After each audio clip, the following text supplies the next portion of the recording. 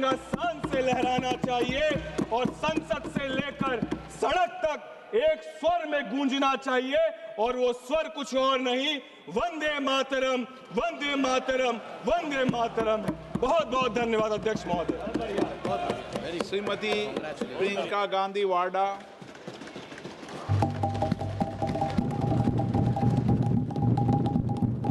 अध्यक्ष महोदय जी, आपने आज मुझे इस चर्चा में भाग लेने का मौका दिया, इसके लिए मैं आपको धन्यवाद देती हूं। आज जिस विषय पे हम चर्चा कर रहे हैं वह केवल एक विषय नहीं है, भारत की आत्मा का एक हिस्सा है। हमारा राष्ट्रगीत उस भावना का प्रतीक है जिसने सोए हुए, गुलामी में सोए हुए भारत के लोगों को जगाया, जिसने उन्हें हिम्मत दी कि ब्रिटिश साम्राज्य के सामने खड़े होकर वह सत्य और अहिंसा के नैतिक हथियारों के साथ सामना कर पाए। आज ये चर्चा एक भावना के ऊपर है,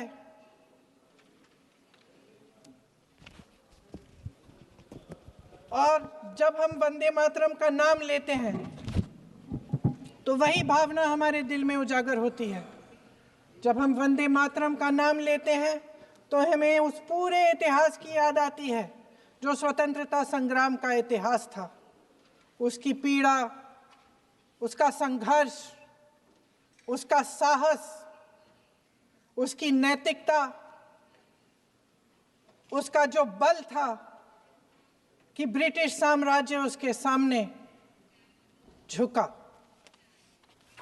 अध्यक्ष महोदय, वंदे मातरम उस आधुनिक राष्ट्रवाद की अभिव्यक्ति है जिसने भारत के लोगों को एक राजनीतिक और नैतिक आकांक्षा से जोड़ा,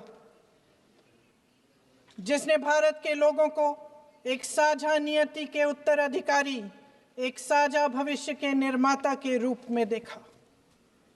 लेकिन आज की ये बहस मुझे कुछ अजीब सी लग रही है।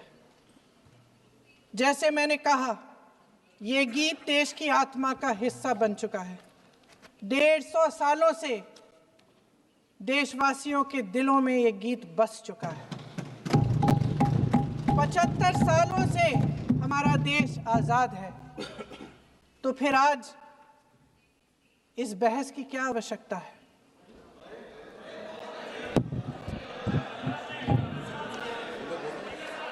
हमारा यहाँ मकसद क्या है? जनता से हमें दिया गया दायित्व, जनता का विश्वास, उनके प्रति हमारी जिम्मेदारी, हम किस तरह से इसका इस्तेमाल कर रहे हैं, हमें ये सोचना चाहिए। क्योंकि अब इस मोड़ पर हम इस सदन में अपने राष्ट्रगीत पर भी बहस करेंगे। आपने बहस मांगी है, आपने बहस मांगी है। आप तो इलेक्टोरल रिफॉर्म्स की बहस नहीं मांग रहे थे कि जब तक हम इस पर बहस नहीं करेंगे तब तक उस पर बहस नहीं होगी। इसकी वजह क्या है? इसकी वजह क्या है? हम आज यहाँ ये बहस क्यों कर रहे हैं? हमारा राष्ट्रगीत है, इस पर क्या बहस हो सकती है? हम ये बहस यहाँ आज 2 वजहों से कर रहे हैं। पहला कि बंगाल का चुनाव आ रहा है, हमारे प्रधानमंत्री अपनी भूमिका निभाना चाहते हैं उसमें। और दूसरी वजह ये है, ये मकसद है, पुरानी मकसद इनकी, अध्यक्ष महोदय, कि जिन्होंने स्वतंत्रता की लड़ाई लड़ी, जिन्होंने देश के लिए बड़ी बड़ी कुर्बानियां दी, उन पर सरकार नए आरोप लादने का मौका चाहती है। देश का ध्यान फिर से जनता के ज्वलंत मुद्दों से भटकाना चाहती है। यही एक मकसद है आपका। आपका मकसद है कि हम फिर से उसी अतीत में मंडराते रहें, उसी की तरफ हम देखते रहें जो हो चुका है, जो बीत चुका है, क्योंकि ये सरकार वर्तमान और भविष्य की ओर देखना ही नहीं चाहती। वे इस काबिल ही नहीं रही। सच्चाई ये है अध्यक्ष महोदय कि आज मोदी जी वह प्रधानमंत्री नहीं रहे जो एक समय में थे। सच ये है कि ये दिखने लगा है, उनका आत्मविश्वास घटने लगा है, उनकी नीतियां देश को कमजोर कर रही हैं और मेरे सत्ता पक्ष के साथी चुप इसलिए हैं क्योंकि अंदर अंदर से वे भी इस बात से सहमत हैं। आज देश के लोग खुश नहीं हैं अध्यक्ष महोदय, परेशान हैं, तमाम समस्याओं से घिरे हुए हैं, तमाम समस्याओं से घिरे हुए हैं और उन समस्याओं का हल आप निकाल नहीं रहे हैं। हाँ ठीक है, उसका भी बोल लेंगे, समय आएगा तो उसका भी बोल लेंगे, बल्कि कल समय आ रहा है, चुनाव पे चर्चा होगी, उस पे भी बोलेंगे। अध्यक्ष महोदय, इनके भी अपने लोग दबी जबान में कहने लगे हैं कि सारी सत्ता को केंद्रित करने से देश का नुकसान हो रहा है। इस बीच अगर हम अतीत की बातें नहीं करेंगे तो कौन सी बातें करेंगे? ये किसी और बात के काबिल ही नहीं है, सिर्फ ध्यान भटकाना है जनता का। इसलिए आज हम वंदे मातरम पर चर्चा कर रहे हैं। वंदे मातरम देश के कण कण में जीवित है, इस पर बहस नहीं हो सकती। लेकिन चलिए, आपने बहस मांगी, आप बहस करना चाहते हैं, बहस करते हैं। आज इस चर्चा को प्रधानमंत्री जी ने शुरू किया, उन्होंने भाषण दिया और इसको कहने में कोई झिझक नहीं है कि भाषण अच्छा देते हैं, थोड़ा सा लंबा, लेकिन भाषण अच्छा देते हैं। सिर्फ एक कमजोरी है, अगर आप इजाजत दें तो मैं बोलूं, एक कमजोरी है। हाँ, उसी पे बोल रहे हैं। वंदे मातरम पे बोलो आप। अब सर मैंने तारीफ कर ली, आज थोड़ा आज विषय वंदे मातरम का है तो हम वंदे मातरम पर ही रखें, ठीक रहेगा? सर ये वंदे मातरम पे ही है। सर आपने प्रधानमंत्री जी तक सुना था, अब तो शुरू नहीं हुए। सर भाषण बहुत अच्छा देते हैं, लेकिन तथ्यों के मामले में कमजोर पड़ जाते हैं। बहुत कमजोर। इसमें भी एक कला होती है कि तथ्यों को किस तरह से जनता के सामने रखा जाए। मैं तो नहीं हूं, जनता की प्रतिनिधि हूं, कलाकार तो नहीं हूं।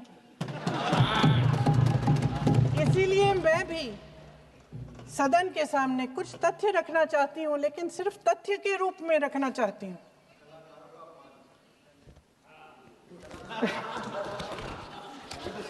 मैं उदाहरण दूं,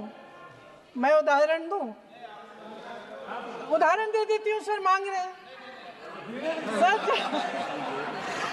सर वंदे मातरम के बारे में, वंदे मातरम की जो सालगिरह पे आपने एक बड़ा कार्यक्रम आयोजित किया था, उसमें प्रधानमंत्री जी ने भाषण दिया। उसमें उन्होंने कहा कि 1896 में पहली बार गुरुदेव रविंद्रनाथ टैगोर ने ये गीत एक अधिवेशन में गाया। उन्होंने ये नहीं बताया कि कौन सा अधिवेशन था, महासभा, हिंदू महासभा का अधिवेशन था, आरएसएस का अधिवेशन था, किस बात से कतरा रहे थे कि ये कांग्रेस का अधिवेशन था। और उदाहरण दूं कि मैं अपना भाषण जारी रखूं, दे रही हूं। जो वंदे मातरम की जो क्रोनोलॉजी है वो भी आप समझिए, जो असली क्रोनोलॉजी है। 1875 में महाकवि बंकिम चंद्र चट्टोपाध्याय ने इस गीत के पहले दो अंतरे लिखे, जो आज हमारे राष्ट्रगीत घोषित हुए हैं, मतलब जो घोषित हुए थे और जिसको हम आज अपना राष्ट्रगीत कहलाते हैं। ये पहले दो अंतरे लिखे। 1882 में 7 साल बाद उनका एक उपन्यास प्रकाशित हुआ, आनंद मठ। उस उपन्यास में यही कविता उन्होंने प्रकाशित की, लेकिन इसमें 4 अंतरे जोड़ दिए। 1896 में कांग्रेस के अधिवेशन में गुरुदेव रविंद्रनाथ टैगोर ने पहली बार ये गीत गाया। 1905 में बंगाल के विभाजन के खिलाफ आंदोलन के समय वंदे मातरम जनता की एकता की गुहार बनकर गली गली से उठा। गुरुदेव रविंद्रनाथ टैगोर जैसे महान स्वतंत्रता सेनानी इस गीत को खुद गाते हुए बंगाल की सड़कों पर उतरे। विद्यार्थियों से लेकर किसानों तक, व्यापारियों से लेकर वकीलों तक, हर कोई ये गीत गाने लगा। इस गीत की शक्ति को समझिए। ब्रिटिश साम्राज्य इसको सुनकर कांपता था और हमारे देशवासी इसको सुनकर वे मन बनाते थे, वे हिम्मत बनाते थे कि इस भयंकर साम्राज्य के खिलाफ सत्य और अहिंसा के नैतिक हथियारों को लेकर शहीद होने की तैयारी करते थे। ये गीत मातृभूमि के लिए मर मिटने की भावना को जगाता है। इस गीत की शक्ति ये है, इस गीत का हमारे देश से जुड़ाव ये है।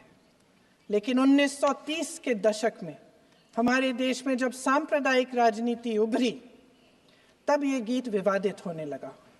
1937 में, अब ये मैं दूसरा उदाहरण देने वाली हूँ क्योंकि प्रधानमंत्री जी ने अपने भाषण में इसका उल्लेख किया और गलत किया, इसीलिए मैं इसके जो सच्चे जो तथ्य हैं वो आपके सामने रख रही हूँ। 1937 में नेताजी सुभाष चंद्र बोस कांग्रेस का अधिवेशन कलकत्ता में होने जा रहा था, उसका आयोजन कर रहे थे। तो जो मोदी जी ने पत्र सुनाया सदन में 20 अक्टूबर का और कहा कि जवाहरलाल नेहरू जी ने नेताजी को ये चिट्ठी लिखी और ये कहा कि इस पर चर्चा होनी चाहिए, उससे पहले 3 दिन पहले नेताजी सुभाष चंद्र बोस ने पंडित जवाहरलाल नेहरू को एक चिट्ठी लिखी थी जिसका जिक्र आपके प्रधानमंत्री ने नहीं किया।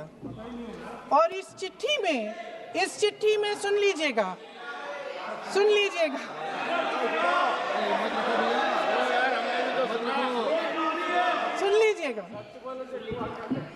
आप नेताजी के लफ्ज नहीं सुनना चाहते? बंगाल का चुनाव आ रहा है।